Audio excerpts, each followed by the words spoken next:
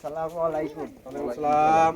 আমি আসছি আমার একটা ফেসবুক পেজ থেকে সরিষাবাড়ি নির্বাচনী প্রচারের জন্য। সেই হিসেবে আগামী জাতীয় সংসদ নির্বাচনে জামালপুর 4 সরিষাবাড়ি আসন থেকে আপনারা কাকে নির্বাচিত করতে চান?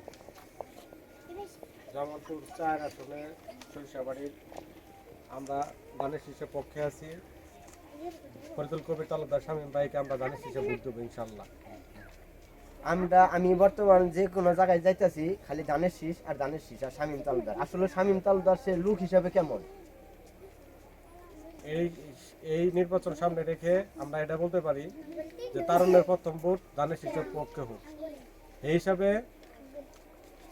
দেশমাতা আমাদের নেত্রী বেগম খালেদা জিয়া আবশ্যক নেত্রী হিসাবে এবং তারেক জিয়ার 31 দফা বাস্তবায়নের লক্ষ্যে আমরা দেখছি তার 31 দফার মধ্যে যে ধরনের ভূমিকা রাখছে দেশের উন্নয়নের পক্ষে, তার জন্যই আমরা এবার চিন্তা ভাবনা করে ধানের শীষ মার্কেটে ভোট দিব।